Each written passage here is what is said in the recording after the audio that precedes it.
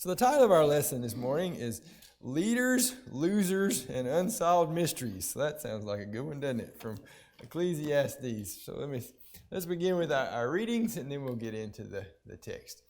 So Ecclesiastes chapter 1, first from the New King James, and then second from the New International Versions. Who is like a wise man, and who knows the interpretation of a thing? A man's wisdom makes his face shine, and the sternness of his face is changed. I say, keep the king's commandment for the sake of your oath to God. Do not be hasty to go from his presence. Do not take your stand for an evil thing, for he does whatever pleases him. Where the word of a king is, there is power. And who may say to him, what are you doing? He who keeps his command will experience nothing harmful, and a wise man's heart discerns both time and judgment. Because for every matter there is a time and judgment, though the misery of man increases greatly. For he does not know what will happen, so who can tell him when it will occur? No one has power over the spirit to retain the spirit, and no one has power in the day of death. There is no release from that war, and wickedness will not deliver those who are given to it. All this I have seen and applied to my heart to every work that is done under the sun. There is a time in which one man rules over another to his own hurt. Then I saw the wicked buried, who had come and gone from the place of holiness, and they were forgotten in the city where they had so done. This also is vanity. Because the sentence against an evil work is not executed speedily, therefore the heart of the sons of men is fully set in them to do evil. Though a sinner does evil 100 times, and his days are prolonged, yet I surely know that it will be well with those who fear God, who fear before him. But it will not be well with the wicked, nor will he prolong his days, which are as a shadow, because he does not fear before God. There is a vanity which occurs on earth, that there are just men to whom it happens according to the work of the wicked. Again, these are wicked men to whom it happens according to the work of the righteous. I said this also is vanity. So I commended enjoyment, because a man has nothing better under the sun than to eat, drink, and be merry. For this will remain with him in his labor all the days of his life, which God gives him under the sun.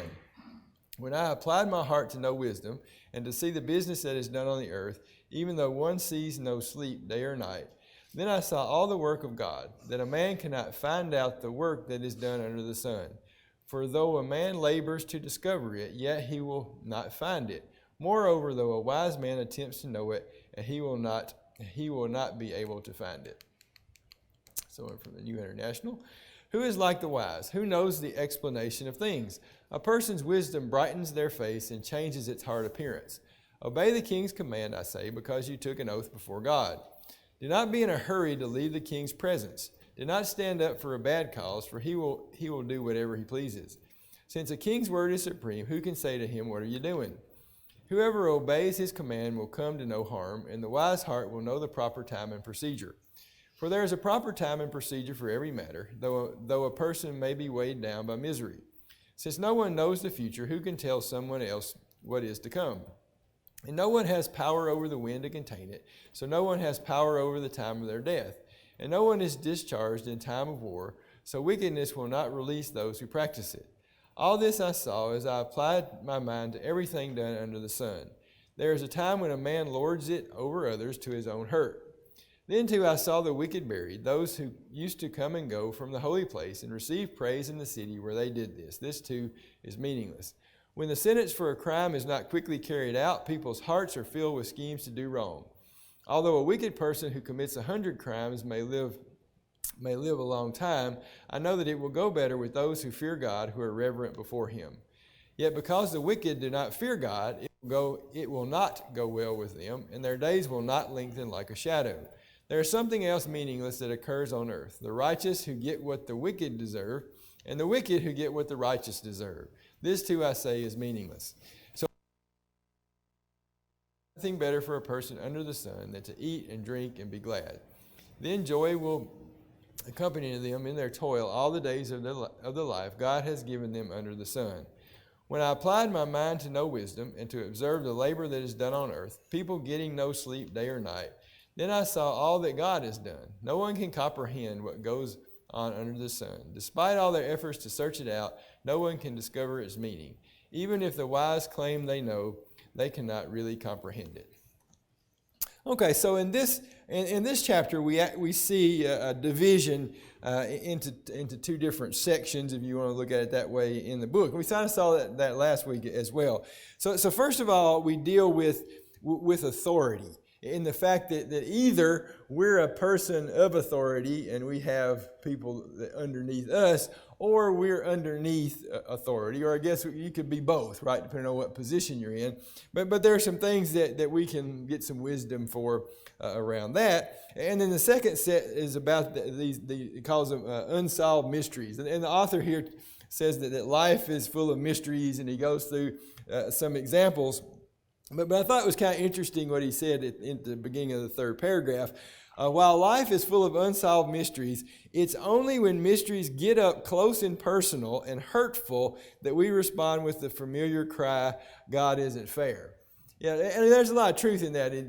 Till it affects us, we may think about it, but we may not spend much time really dealing with it or trying to figure something out until it becomes up close and personal to us.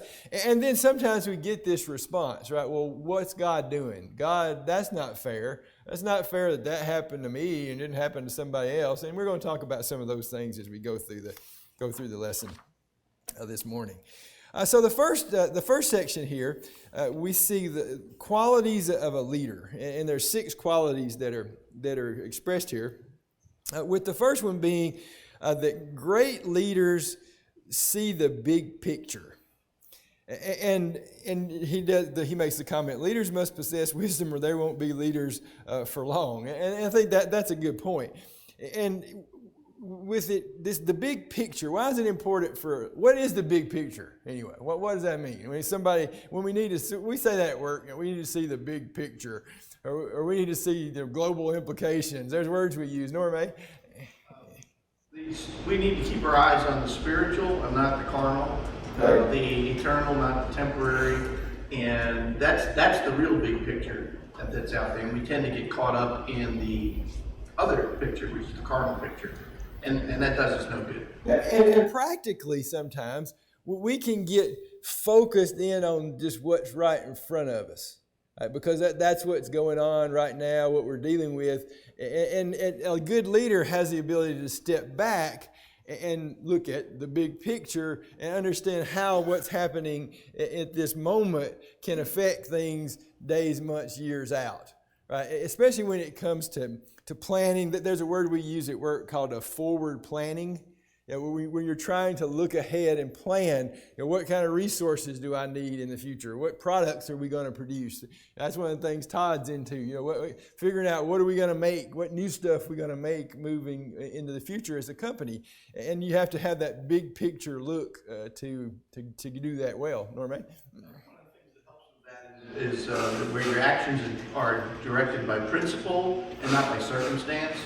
And if you keep that, because the problem is always what's going to happen around the corner that I can't see. Well, if you're making a decision based on principle, God's word, then in fact you don't have to worry about what's around the corner because God's already taken care of that. You're heading in the right direction. Mm-hmm. We have another comment we make at work that we compare firefighters to fire preventers, and that the fire preventers tend to get less notice. Right? But that's really more important, isn't it? You'd rather not have a fire than have to have somebody be a hero and put one out. And in leadership, we have to be able to try to see those kind of things and foresee how do we prevent the fires. And he makes the point that this is true no matter whether we're leading at home, whether it's leaders in our church, whether it's leaders at work, in our country. And he finishes with that verse from Proverbs 29:18, where there is no vision, the people perish. So we have to always, we see there's counters to that, right? That we shouldn't be planning too much, and we need to be seeking God when we make plans.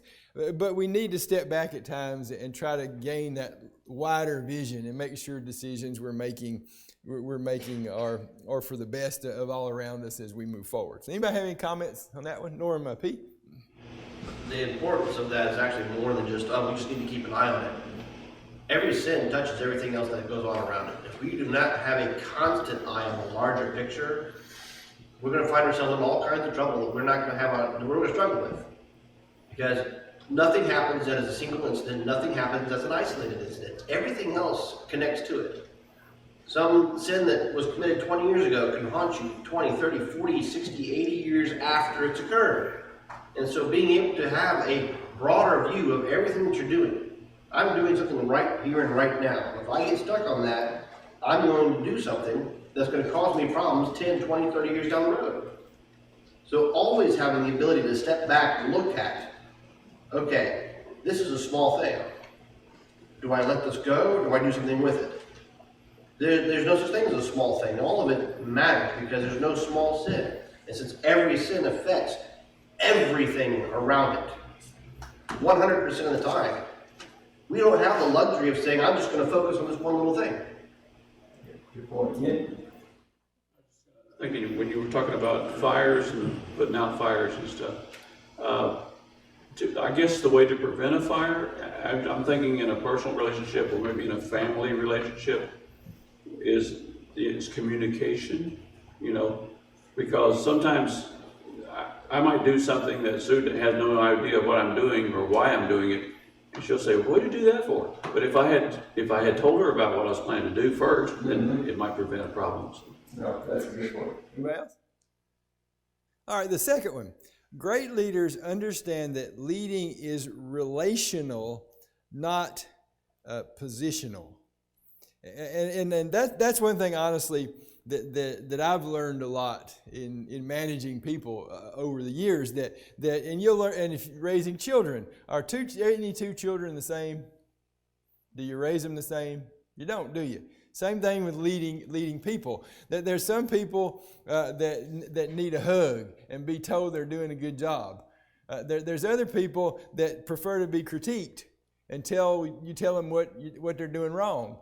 But if you critique the hug person and you hug the critique person, then you got a problem, don't you? You're not giving people what they need. So as a leader, we have to understand that relationships is what it's all about, not just being in the position that we're in, that we need to endear ourselves. And he gives a couple of examples here. So one of them, that part of relating to people is knowing how to be cheerful. And that's an interesting point, isn't it? Because I think sometimes as leaders, that it can, as a leader, he uses the word stern here. He says that some people think that stern is a synonym for leader. And I think maybe for dictator, right? Maybe stern is a synonym for dictator, but for leader, people are interested in someone that they feel is approachable. And that's kind of what the next point he makes. A good leader exerts confidence in people by the countenance on his face. And he asks this question here about, particularly in churches, should we ask the question, should leaders be approachable? And is it important to be approachable as a leader or as a person in general? Yeah. Jesse, you. I was just thinking, so often we see in the Old Testament, New Testament, shepherds, sheep. I mean, it's got to, obviously there's such a close relationship there. The sheep and shepherd are, they're very approachable. Jesus said, I'm the good shepherd, my sheep know me, they know my voice, and there's that very close relationship of giving his life for the sheep. So. Yeah, it's interesting. There's some changes going on in our company, and I've been involved with doing focus groups where we're developing our mission, vision, and value statement. But one of the things one of the themes that has come through from every level that we've talked to in the business was this thing about we want approachable leaders. And I think what that is telling us is that people want somebody in leadership that they feel like they can bring things to, right? That they can have an open discussion with. Not someone that's just up there, that's high and mighty and we have no connection to them. And I think when we think about this, especially in the spiritual sense, in leadership within the church, someone who's looking out for our souls, then we're going to have personal connections if we're going to them with issues. Right? They need to be approachable. if we got a problem, we need to feel like, well, I can go talk to this person and they're going to help me, not just condemn me for something, but they're going to help me get through this. And I think that that's what people are looking for, and I think that this is truly a great point here. That leading is relational and not just positional. Anybody have any other comments on that one? Go ahead. So in my version of the NASB, I like how it's written here. A man's wisdom illumines him and causes his stern face to beam. So it gives me the image that through his wisdom, he has discernment, and even though he has a stern face, that tells me that this leader, he's solemn as well. But through his sternness, his authority, you want that quality in a leader, but he's not afraid to extend kindness and to use his discernment to help others because it illumines him.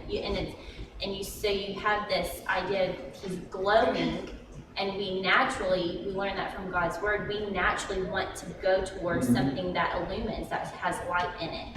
And so that when you talk about being approachable, even though he has discernment, he may have a stern face, he's solemn, he also extends a welcoming attitude to his flock. Yeah, good point. Anybody else? All right. The next one.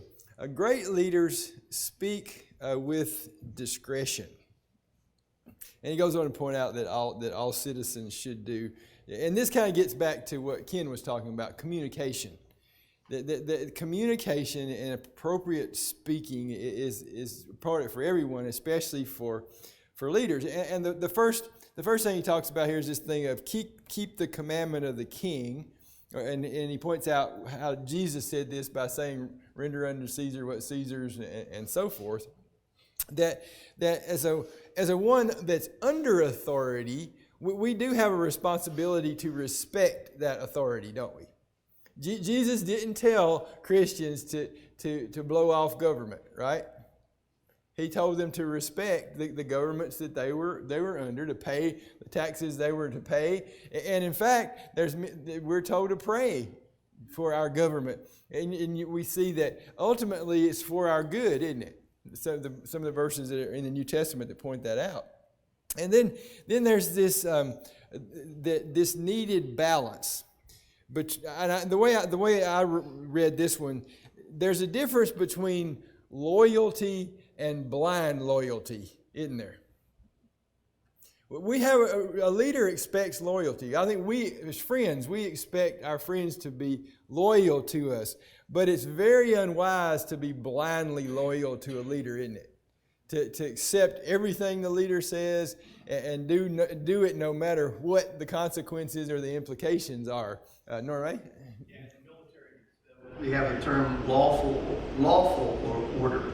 So you have to obey the order of those that are above you, but it has to be a lawful order. And we're given that instruction generally in the Bible, in that you follow God's law above everything else. And so you always balance whatever the law of the governing authority is, whether it's your parents or your school teacher or everything else, that's balanced against God's law.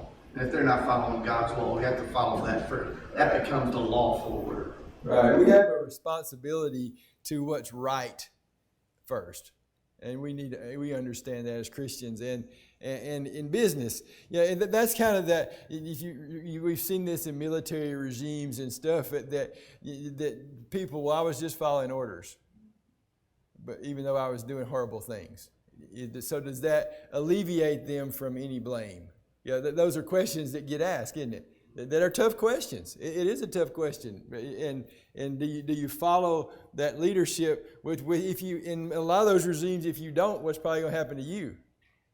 Yeah, you're going to die or be punished, right? So that's a difficult situation and questions that get dealt with. And finally, he talks about we tend to not question our leaders. And I think that this is cultural too. There's some cultures where questioning leadership is much more, you don't do that, then I think in our culture, we don't mind questioning leadership. But it's important, isn't it? Can you think of a Bible example of someone that had to do this, kind of had to question? I don't know if it was questioning, but the one I thought of, go ahead, Gil. I mean, she had to go before the king and ask. That was it. That was what I was thinking about. Yeah, she hadn't she hadn't been called, and to go before the king, if you go without being called, the penalty could have been death, right? But in her case, there was something that needed to be brought up for the sake of her people, and so she went and did it. So now, as a leader, if we don't accept questions, we're not a good leader. That's back to dictatorship instead of leadership, if we're not willing to hear people's questions. But we, as those underneath leaders, we need to be willing to question, but we should do it respectfully as well, right? Going out and blogging something bad about our leadership at work or somewhere else is really not the right way to do it. We should go to them and we should bring it to them personally, or the best route that we can to question, but we should feel comfortable. Even in a church setting, there's nothing wrong with questioning an eldership. We should do it respectfully and not be talking about them behind their back and things like that. But if we have legitimate questions, there should be, back to that relational part, right? If there's a relationship there, then you should feel comfortable in asking questions if you need to. The next one, great leaders know the value of timing. Why is timing important for leadership?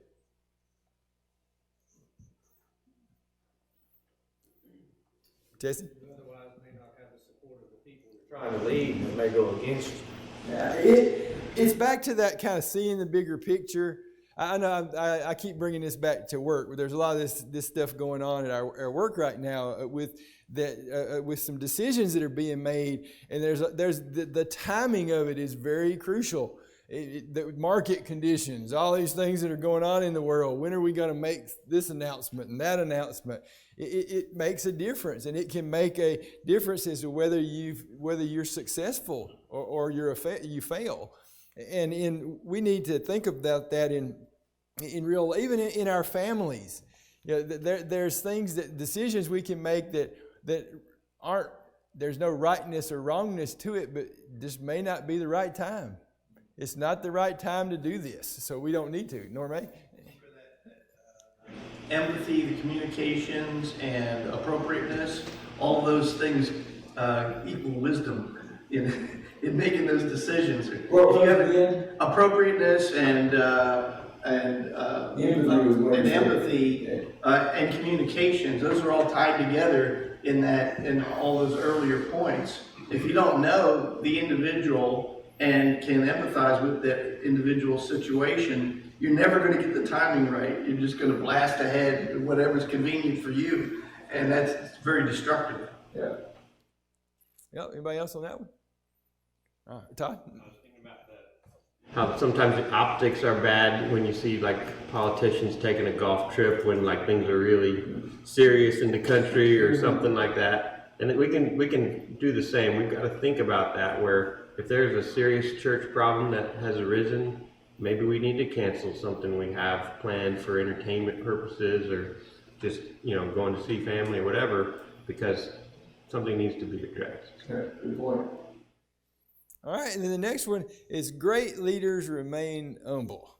And I think that's obvious but difficult, I would say. But because when people get put in positions of leadership, they have to be careful of it not going to their head. Right? Whether it can go to the head in family, a leader of a family, or whether it's an elder or in business.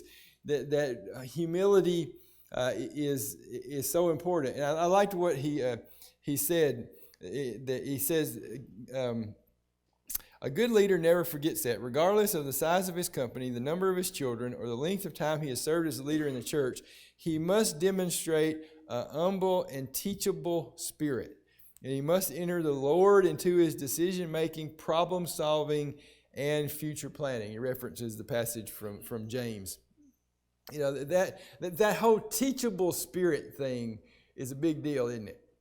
That we have to be willing, no matter whether we're a new Christian or we're an old Christian, having this spirit that's willing to learn and willing to go to God's Word and listen to people and situations that people are in and learn and make proper decisions. Obviously, then, with the Lord included in the decision-making process. And he's got a couple of points, sub-points there about evil does not deliver those who practice it.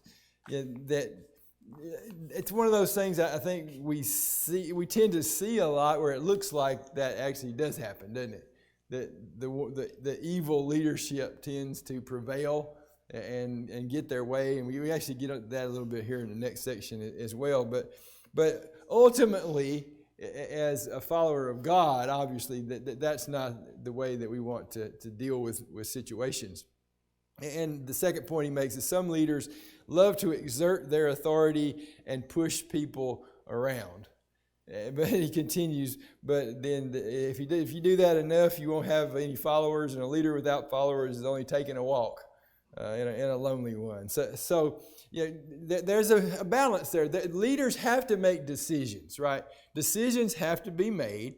They have to execute authority that's appropriate. But it's back to that going to their head kind of thing and not having humility and using that authority to lord over people is inappropriate. All right, anybody? Go ahead, Jesse. Obviously, Jesus was constantly emphasizing to those 12 men who he knew were going to be leaders, and he was preparing them for leadership, but he was always teaching them you need to be humble, you need to be a servant leader, and not seek to be the greatest. You want to be the greatest in the kingdom, be the least, be a servant, be humble. Anybody else? All right, the next section here is unsolved mysteries. And I want to read the little introduction he has here. He says, when things happen we don't understand, we sometimes question if God is worthy of our trust. The truth is, his thoughts and ways are far above our own, from Isaiah. It is here that our faith must stand. It's easy to have faith when you have answers, but what if you don't? Can you trust God then? That's difficult for all of us, isn't it? When things aren't going our way, especially when we've been praying about them a lot, it's easy. We get into this doubt and question mode sometimes, don't we? You know, what am I doing wrong, or what's going on? Or go ahead, Norm. I can't help but think about Joseph as a teenager and what was going through his mind, and any outside onlooker to his life, and thinking about the circumstances he was under, and yet what that was going to lead to. Those experiences were absolutely necessary for everything he became. But so if we focus in on what's happening right now, we can miss a lot of good stuff. Mm-hmm. Good point. So the first one, the mystery of forgotten wickedness. And he goes into the discussion here, getting into the legal system. What was the problem he points out in the legal system?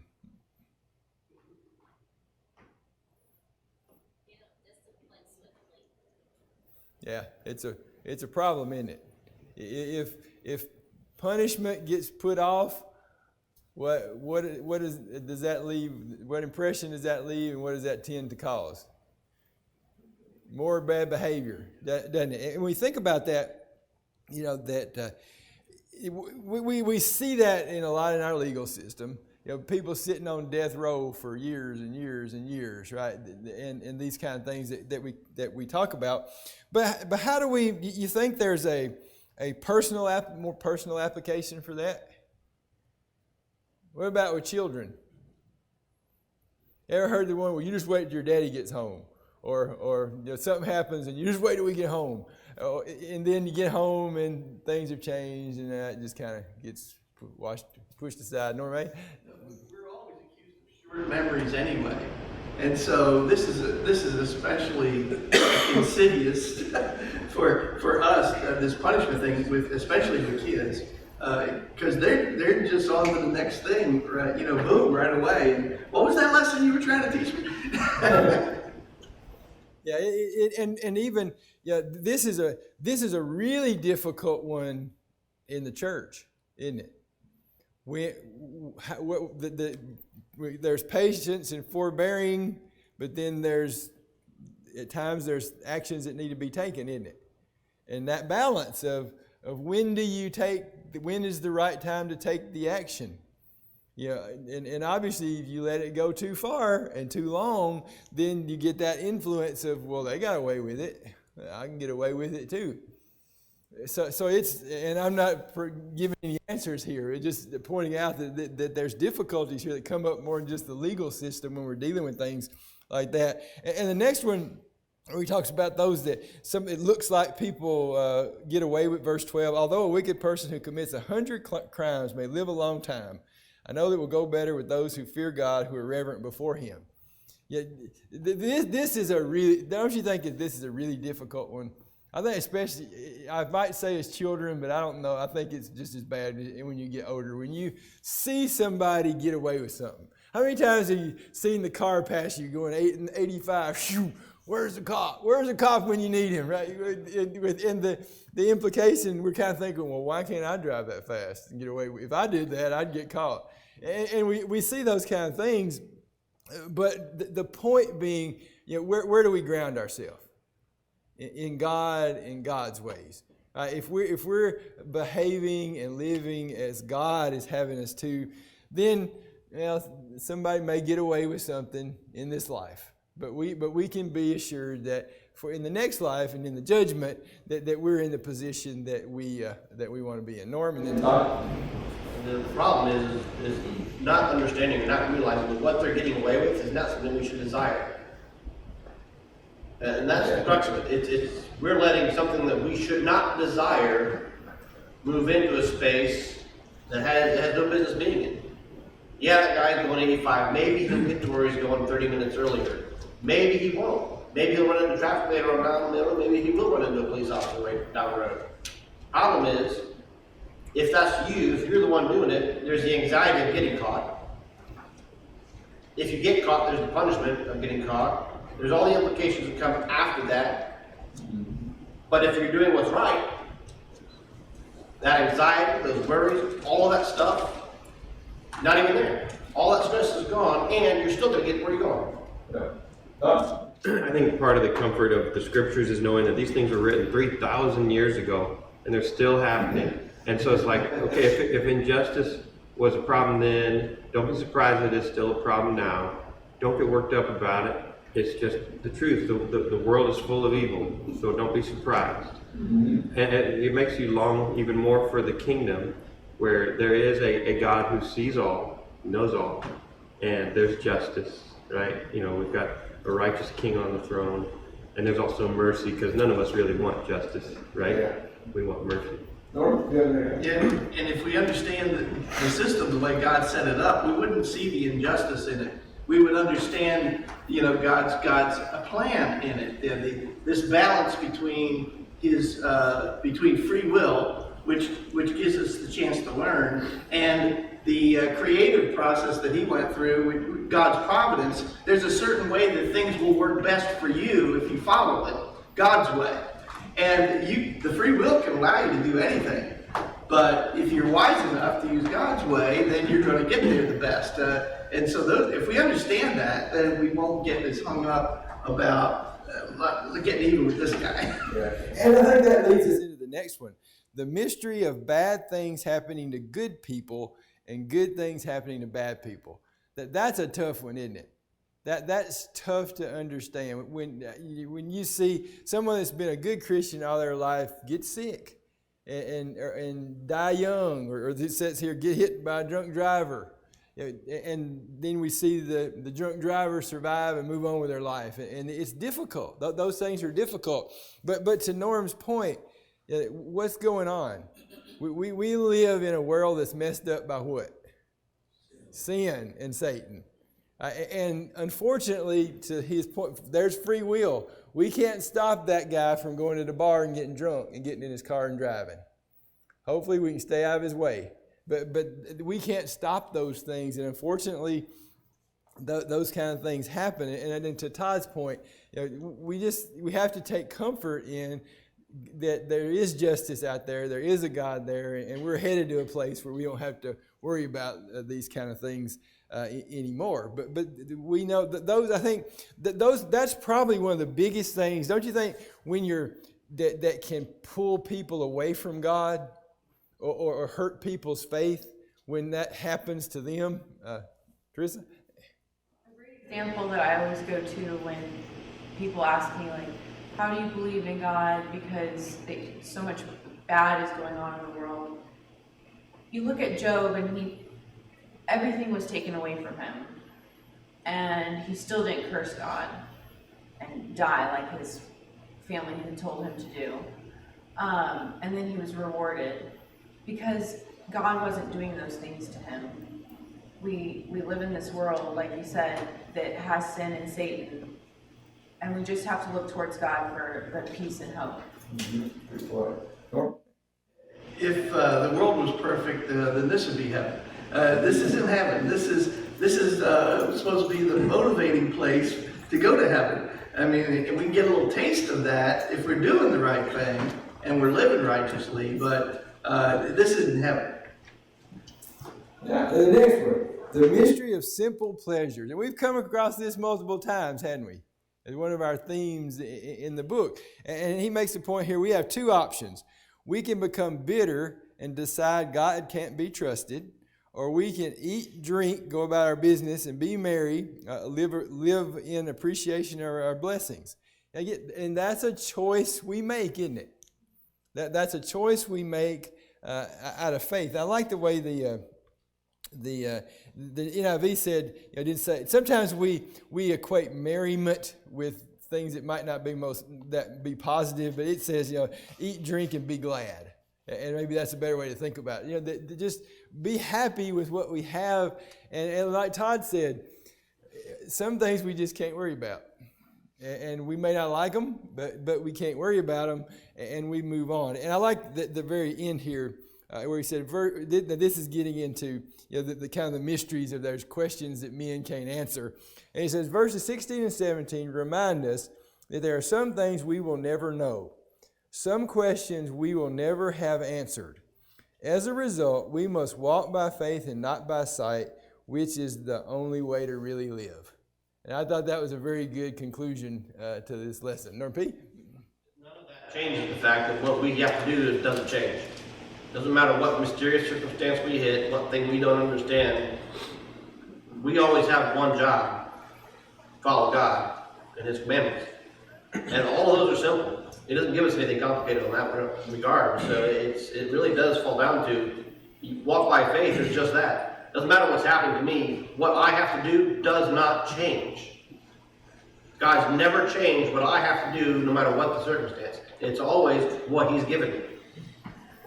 And I think where the wisdom comes in is being able to take what Norm said and apply it, isn't it?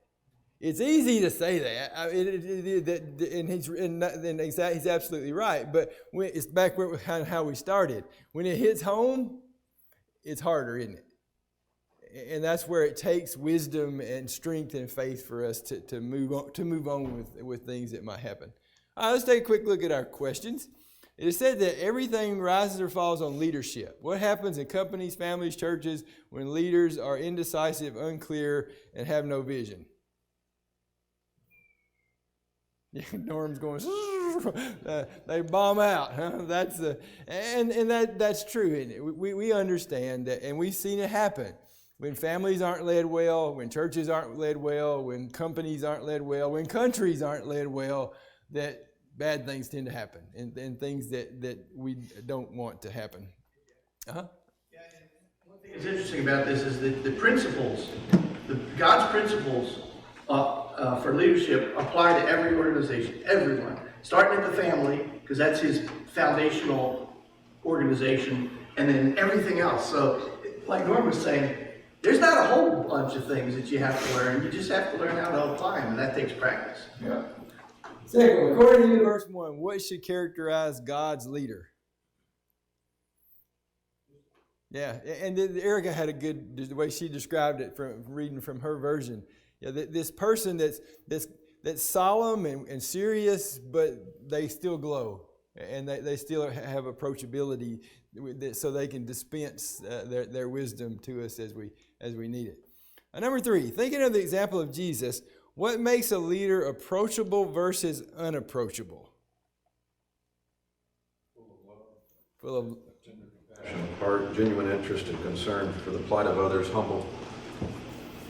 Yeah, I mean, we see that what do we see in Jesus, that he's willing to listen, to talk, and he stops what he's doing a lot of times to care for people, doesn't he? When they come along, Todd? It was pointed out to me this week that tax collectors and sinners were coming to him, and I noticed he calls Levi, the tax collector, Matthew, to be his apostle, and then goes to his home to eat. And then more tax collectors and sinners come and join at that gathering. It's like the fact that he's approaching someone who others wouldn't approach made the outcast feel like, well, we can also come to him. Exactly, good point. All right, number 4. What is Solomon's point about leadership in verse 8? That's, and no one has power over the wind to contain it, so no one has power over the time of their death. No one is discharged in time of war, so wickedness will not release those who practice it. We're not in control of God. Yeah. And as a leader, no matter what you think, in reality, you aren't allowed to break the rules either. Right? And I think that's something that a leader has to keep in mind. Number 5, there's nothing more tragic than leaders who think they are leading and yet no one is following. It happens when a man exercises authority over another man to his hurt. What eventually happens to those what happens when leaders lose the respect of the people? It was that sentence he had. Go ahead, Ken. People don't want to follow. Yeah. Look for a new leader. Yeah. They may follow out of obligation for a while. But ultimately, they will quit following. Number 6. Anybody have an answer? Any more answers for that one? Why do bad things happen to good people? Okay, Todd. Why calleth a man good? No one is good but God alone. Which of us deserves good? Yeah, I think. Go ahead, Keith. I was just going to say that's life. Good things happen to good and bad people. Yeah, really, the answer is pretty much all things happen to all people, don't they? Or maybe some things happen to all people. We're not excluded from what goes on just because we're a Christian, right? We've got God to count on, but we're not excluded from things that go on. Number 7, verse 11. Do you see that happening today? This is the cry. I think we talked about that one. Let's see. Was there anything else we could hit in 2 seconds? Here's Superman. Oh, I just want to take the last one real quick. Will man ever discover everything? Not when it comes to life under the sun. Yeah. One day. Yeah. Now, but let me ask the question: Is it bad for man to seek discovery? Now, I don't think so, and I think we were probably designed that way, and just in a practical sense, where they say that necessity is the mother of invention. That's the way many things get invented, isn't it? We see something, we want to make it better, make it easier, so we invent something. All right, well, thanks everybody. We'll continue with chapter 9 next week.